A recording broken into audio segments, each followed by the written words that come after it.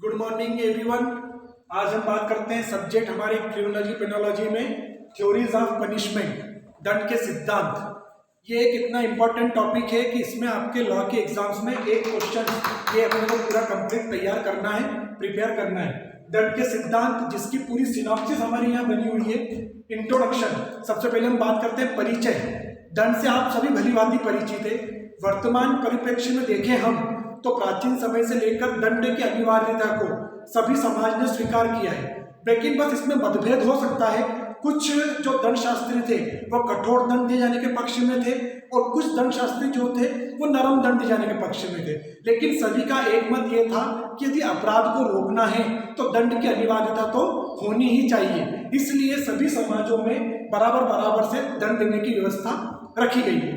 Number 2 बात करते हैं मीनिंग की, आशय की। तो आशय में हम ये देखते हैं कि पहले के समय में जो दंड दिया जाता था उसका बहुत यातनात्मक और बहुत कठोर स्वरूप का हुआ करता था, और इतनी यातना, इतनी प्रतिशोध की भावना रहती थी उसमें कि उस दंड को भुगतने के बाद भी अपराधी फिर भी दंड अपराध करते रहता था। लेकिन जब हम आधुनिक समाज की बात करेंगे, आज की बात करेंगे, तो आज जो हमारे पास दंड देने का दायित्व जो हमने शासन के अंतर्गत दे रखा है वो दिया है पुलिस को।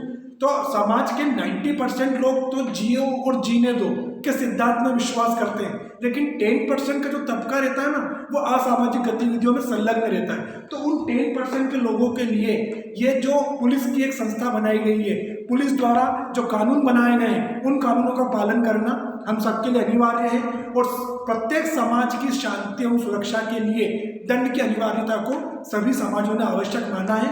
यदि कोई व्यक्ति इन नियमों का उल्लंघन करता है तो वह फिर दंड का भागी होगा, और दंड के अंतर्गत शारीरिक, मानसिक और आर्थिक सभी प्रकार के कष्ट को सम्मिलित किया जा सकता है।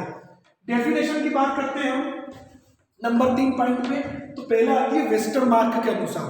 वेस्टरमार्क महोदय ये कहते हैं दंड एक ऐसी शारीरिक पीड़ा है जो समाज द्वारा अपराधी को सुनियोजित ढंग से दी जाती है क्योंकि वो समाज का स्थायी एवं अस्थायी सदस्य है। सिंपल सी परिभाषा। नंबर 2 देखते हैं प्रोफेसर सेठना के शब्दों में। प्रोफेसर सेठना ये कहती है कि दंड एक ऐसी पीड़ा है जिसमें आवश्यक नहीं कि शारीरिक पीड़ा या क्लेश सम्मिलित हो। दंड मतलब एक ऐसा प्रकार है जिसमें आवश्यक नहीं है कि पीड़ा या क्लेश सम्मिलित हो। जरूरी नहीं आपको शारीरिक पीड़ा हो। यदि आपने किसी से आर्थिक जुर्माना ले लिया तो वो भी तो दंड का प्रकार हुआ। तो दोनों सिंपल सी परिभाषा वेस्टरमार्क के अनुसार और सेठना के शब्दों में। अब हम बात करते हैं ऑब्जेक्टिव ऑफ पनिशमेंट, दंड के उद्देश्य। तो नंबर 1 है अपराधी का सुधार। दंड का मेन ऑब्जेक्टिव क्या है कि जिस व्यक्ति ने कोई क्राइम किया है तो उसको सुधार करना, उसको सुधार करके ऐसी रोजगारोन्मुख शिक्षा प्रदान करना ताकि वो वापस समाज में एक जागरूक व्यक्ति के जैसा जीवन यापन कर सके। नंबर 2 अपराध को रोकना। दंड का दूसरा प्रमुख उद्देश्य ये है अपराध का निवारण, अपराध को रोकना।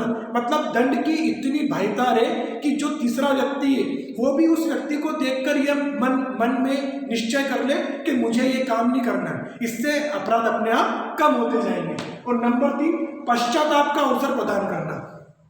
पश्चाताप का अवसर प्रदान करने का मतलब ये है कि दंड का स्वरूप न तो एकदम कठोर हो और न एकदम नरम हो, लचीला हो, अपितु दंड इस प्रकार दिया जाए कि सामने वाले व्यक्ति को मन में ये पश्चाताप हो कि मुझे इतनी पीड़ा हो रही है, मैंने ये गलत काम किया है। दंड का स्वरूप इस प्रकार का होना चाहिए, तो पश्चाताप की भावना उसमें अपने आप आ जाएगी। तो दंड के ये सिंपल से 3 उद्देश्य थे ऑब्जेक्टिव ऑफ पनिशमेंट। अब हम बात करते हैं वेरियस थ्योरीज ऑफ पनिशमेंट, दंड के सिद्धांत, जो कि मेन अपना टॉपिक है। तो दंड के सिद्धांत के 5 पॉइंट्स हैं, पांचों पॉइंट्स को हम डिटेल में हम देखते हैं। नंबर 1 आता है प्रतिरोधात्मक सिद्धांत। प्रतिरोधात्मक सिद्धांत जो कि दंड का सबसे पुराना प्रचलित तरीका है। प्रतिरोधात्मक मतलब यातनात्मक दंड दिया जाना। प्राचीन समय में व्यक्ति को इतना यातनात्मक दंड की सजा दी जाती थी जिससे कि भय की बहुत पराकाष्ठा रहती थी और जिसमें कि कोई व्यक्ति भी, दूसरा व्यक्ति भी अपराध करने से बचता था। और प्राय सभी दंड शास्त्रियों ने इस प्रकार के दंड को अपने सिद्धांतों में स्वीकार किया है। लेकिन प्रतिरोधात्मक सिद्धांत की आलोचना भी है, क्रिटिसाइज भी है। आलोचना क्या है? आलोचना यह है कि प्रतिरोधात्मक सिद्धांत को इस आधार पर आलोचित किया गया है कि अधिकतर अपराधी व्यक्ति जो रहते हैं वो अपराध के इतने अभ्यस्त हो जाते हैं कि उनको आप कितना भी कठोर से कठोर दंड दे दो, लेकिन वो जेल से आने के बाद वापस समाज में फिर ये वही काम फिर से करने लग जाते हैं। मतलब इतने अभ्यस्त, इतने हैबिटफुल हो जाते हैं कि इनको दंड का कोई फर्क नहीं पड़ता। तो प्रतिरोधात्मक सिद्धांत की आलोचना इस आधार पर की गई है। नंबर 2 हम देखते हैं प्रतिशोधात्मक सिद्धांत। प्रतिशोधात्मक सिद्धांत जैसे कि इसके नाम से स्पष्ट है कि परिणामों की परवाह किए बिना बुराई का बदला बुराई से लिया जाना चाहिए। फॉर एग्जाम्पल, किसी व्यक्ति ने यदि हमको मारा है तो हम भी बिना कुछ करे उसको मारेंगे ही मारेंगे, हम आपस में बैठकर उस वार्ता को नहीं सुलझाएंगे। इसके जो प्रमुख दंड शास्त्री है वो माना जाता है जर्मन विधि शास्त्री कांट को। कांट का ये कहना था कि आंख के बदले आंख और दांत के बदले दांत। यदि किसी व्यक्ति ने हमको ये किया है तो हम भी यही करेंगे। एक और दंड शास्त्री थे ब्रेडले, उनका ये मत था कि जिस प्रकार विवाह और स्नेह में परस्पर घनिष्ठ संबंध है उसी प्रकार दंड और कारागार में भी परस्पर घनिष्ठ संबंध है। लेकिन इसकी भी आलोचना हुई है। इस सिद्धांत की आलोचना किस आधार पर की गई है? इस सिद्धांत की यह आलोचना हुई है कि अब वर्तमान समय में बदले की भावना से हम काम नहीं ले सकते। बदले की भावना से इसलिए ले सकते कि फॉर एग्जाम्पल उसने हमें मारा है तो हम भी उसको मारने जाएंगे, और यदि हम नहीं मार सकते तो हम किसी तीसरे व्यक्ति से कहेंगे कि वो उसको जाके मारे। ये कौन सा प्रिंसिपल्स हुआ आज के आधुनिक समय के हिसाब से? तो प्रतिशोध, बदले की भावना आज पूरी खत्म हो गई। नंबर 3, निरोधात्मक सिद्धांत। निरोधात्मक सिद्धांत का बेसिक प्रिंसिपल ये है अपराध को रोकना, अपराध को कम करना। कैसे भी करके इस सिद्धांत को, यह सिद्धांत पुराना अपने जो 2 सिद्धांत थे प्रतिरोध और प्रतिशोध, इस सिद्धांत से बेहतर प्रतीत होता है। वो बेहतर इसलिए होता है क्योंकि इस सिद्धांत के जो दंड शास्त्री थे वो अपराध को निवारण करने की बात करते थे, अपराध को रोकने की बात करते थे। लेकिन इस सिद्धांत की भी आलोचना हुई है। इस सिद्धांत की आलोचना किस बेस पर हुई है? इस सिद्धांत के आलोचक ये मानते हैं कि आप अपराधी को कितने समय तक रोक के रख सकते हो, उसको कितने समय तक आप कारावास में रखोगे, उसको आपको एक न एक दिन तो कारावास से बाहर निकालना पड़ेगा। और वो व्यक्ति जैसे कारावास से बाहर आएगा वो फिर उसी गतिविधि में फिर लिप्त हो जाएगा, फिर वो अपराध करने लग जाएगा। तो बेसिकली उसको कारावास में रहते हुए इसका जो सबसे निगेटिव पॉइंट है कि उसकी मानसिक स्थिति पर ध्यान नहीं दिया गया, अपराधी का मानसिक सुधार नहीं किया गया, ताकि उसको फिजिकली रूप से, मेंटली रूप से ये बता दिया जाए कि आपको दूर करना है अपराध को और समाज में जाने के बाद आपको इस तरह से आपका बिहेवियर रखना है। वो चीज की इसमें कमी है, इसलिए इसकी भी आलोचना की गई है। नंबर 4 आता है सुधारात्मक सिद्धांत। सुधारात्मक सिद्धांत जो है वो वर्तमान समय 20वीं युग की देन है, जिसमें ये तीनों सिद्धांतों से अलग अब पहली बार ये सोचने में आया कि जो व्यक्ति अपराध कर आ रहा है उसको सजा देने की बजाय सुधारात्मक सिद्धांत जैसे परिवीक्षा, पेरोल आदि इस प्रकार के लाभ दिए जाए जिससे कि व्यक्ति में अपराध करने की भावना न आए और वो एक जागरूक समाज का व्यक्ति बनकर अपना निरंतर विकास करता है। लेकिन इसकी भी आलोचना हुई है। इसकी आलोचना इस आधार पर हुई है कि अधिकतर मामलों में हम ये देखते हैं कि गलत व्यक्ति को सुधारात्मक लाभ दे दिया जाता है, लेकिन वो फिर भी अपराध कंटिन्यू करता रहता है, निरंतर कर रहा है। तो यदि ऐसे व्यक्ति को आपने सुधारात्मक सिद्धांत में लेके आ गए तो अपराध कम तो होगा नहीं, और वो 3-4 लोगों को अपने साथ और जोड़ लेगा और नए अपराध ये बढ़ते जाएंगे।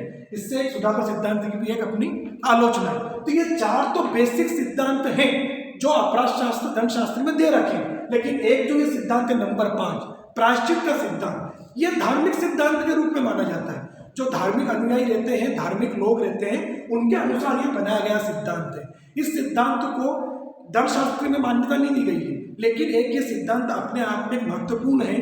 क्यों? क्योंकि व्यक्ति को यह प्रायश्चित की भावना का उजागर करता है। जब व्यक्ति यदि कारावास में रहता है तो उसको गिल्टी होती है, मन में उसको प्रायश्चित होता है कि मैं जो करके आया ये बहुत गलत काम करके आ गया हूँ, मुझे ऐसा नहीं करना चाहिए था। और फिर भगवान भी देख रहा है और भगवान भी फिर जो व्यक्ति जैसा कर रहा है उस हिसाब से उसका परिणाम देता है। तो यह प्रायश्चित का सिद्धांत अपने आप में महत्वपूर्ण है, लेकिन दंड शास्त्र में इस सिद्धांत की कोई मान्यता नहीं है। सिद्धांत के बाद हम बात करते हैं टाइप्स ऑफ पनिशमेंट, दंड के प्रकार। तो दंड के प्रकार तो मैंने यहाँ पर 2 काल में बांट दिया है। प्राचीन काल में दंड का स्वरूप क्या था?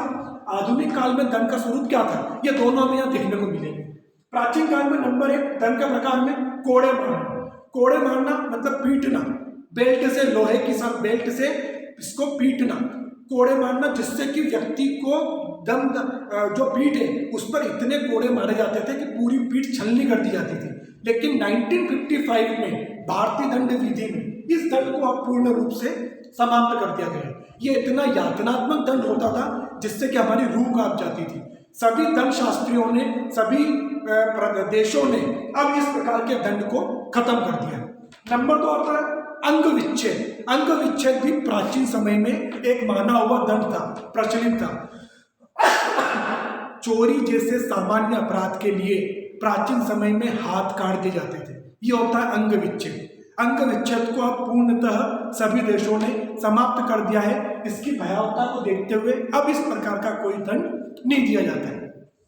नंबर 3 है दागना, चिन्हित करना। दागना जैसे कि आपने मूवीज में या सीरियल्स में देखा होगा, लोहे की गरम गरम जो राड लेते हैं उससे हमारे चेहरे पे या हाथ पे या पीठ पे कहीं भी ऐसा चिपका देता था गरम सलाखों से कि जैसे मैं चोर हूं, इसने चोरी की है, ऐसे तरह के वाक्य गरम सलाखों से दाग देते थे, चिन्हित कर देते थे, जिससे कि वो व्यक्ति यदि जाए तो सब जने उसको देखें, वो पढ़े कि ये व्यक्ति कैसा है। उसका एक इंट्रोडक्शन हो गया बेसिक कि मैं ये हूँ। तो इस प्रकार का दागना या चिन्हित करना का भी जो प्रथाएं थी पुरानी, वो अब खत्म हो चुकी है।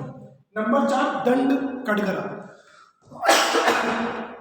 दंड कटघरा एक प्रकार का लोहे की जो बेड़ियां रहती थी, लोहे का पूरा बना हुआ एक कमरा था जिसमें कि अपराधी के हाथ पैर इस तरह से बांध दिए जाते थे जिससे कि वो हिल डुल नहीं कर सके, उसकी बॉडी में कोई एक्टिवनेस नहीं होती थी, और फिर उस पर पत्थर मारे जाते थे, मतलब वो हिल नहीं पाए बिल्कुल भी, और उसको पत्थर मार मार कर फिर घायल किया जाता था।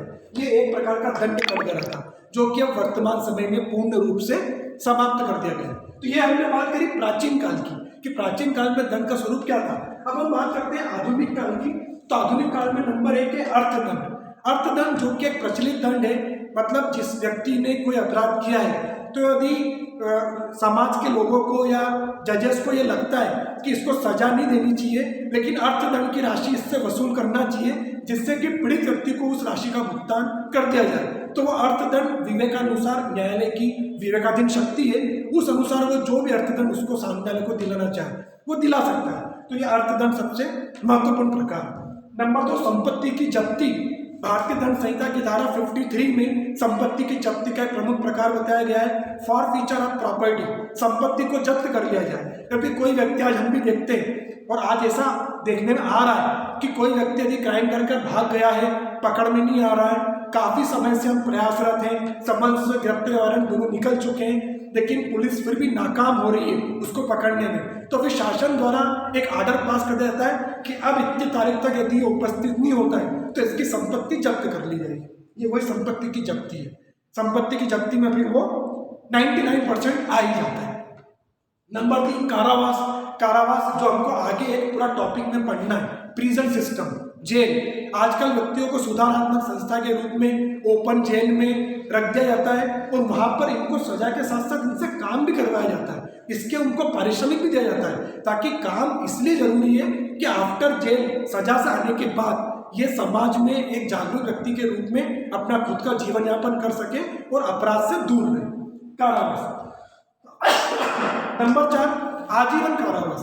आजीवन कारावास मतलब लाइफ इम्प्रिजमेंट। जब तक व्यक्ति को जो सजा दी गई है उसको जीवन पर्यंत तक जेल में रहना, वो होता है आजीवन कारावास। आजीवन कारावास का ये मतलब नहीं है कि 20 साल तक की अवधि है कि 20 साल तक की सजा हो गई तो उसको छोड़ दिया जाएगा।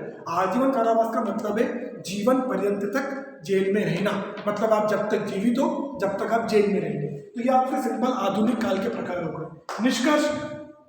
निष्कर्ष के रूप में हम ये कह सकते हैं कि दंड एक ऐसी पीड़ा है जो शारीरिक, आर्थिक और मानसिक रूप से ऐसे व्यक्ति को जिसने कि कानून के नियमों का उल्लंघन किया है उसको आवश्यकता अनुसार न्यायाधीश द्वारा पूर्ण दिए गए तथ्यों के आधार पर निष्कर्ष स्वरूप दी जाती है, जिससे कि दूसरे व्यक्ति इस प्रकार के अपराध को करने से बचे या वो उनसे दूर रहे। ये एक सिंपल सा क्वेश्चन था आपका दंड का। हम एक बार फिर इसके theories of punishment synopsis revise कर लेते हैं। नंबर 1 इंट्रोडक्शन था, परिचय, नंबर 2 मीनिंग था, आशय, नंबर 3 परिभाषा थी जिसमें वेस्टर्न मार्क के अनुसार वो प्रोफेसर सेठना के शब्दों में, नंबर 4 था ऑब्जेक्टिव ऑफ पनिशमेंट जिसके 3 प्रकार थे, सुधार, रोकना और पश्चाताप। नंबर 4 था वेरियस थ्योरीज ऑफ पनिशमेंट जिसके 5 प्रकार थे, प्रतिरोधात्मक, प्रतिशोधात्मक, निरोधात्मक, सुधारात्मक और प्रायश्चित सिद्धांत। 4 सिद्धांत जो शुरू के हैं उनको दंड शास्त्र में मान्यता दी गई है, लेकिन जो प्रायश्चित का सिद्धांत है वो दंड शास्त्र में मान्यता प्राप्त नहीं है, ये एक धार्मिक सिद्धांत है। फिर हम बात करते हैं टाइप्स ऑफ पनिशमेंट, दंड के प्रकार। दंड के प्रकार को हमने 2 स्वरूपों में बांट दिया, एक प्राचीन काल, एक आधुनिक काल। तो प्राचीन काल में कैसे कठोर और कैसे भयानक दंड दिए जाते थे उनका उल्लेख देखा हमने। आधुनिक काल में दंड का स्वरूप पूरा चेंज हो गया, वो देखा हमने। और निष्कर्ष, कंक्लूजन, उम्मीद करता हूँ कि ये क्वेश्चन आपको पूरा समझ में आया होगा। इतना मोस्ट इंपॉर्टेंट टॉपिक है कि क्रिमिनोलॉजी क्रिमिनोलॉजी पेपर में एक क्वेश्चन ये बनता ही बनता है, चाहे दंड के प्रकार पूछे या दंड के सिद्धांत पूछे, लेकिन हमें प्रॉपर सिनॉप्सिस बनाकर अच्छे से लिखकर पूरा ये क्वेश्चन राइटअप करना है। आगे कोई भी प्रॉब्लम हो उसमें तो मुझसे तुरंत आप फोन करके मोबाइल पे पूछ सकते हो, हम उस पर डिस्कस करेंगे। Thank you.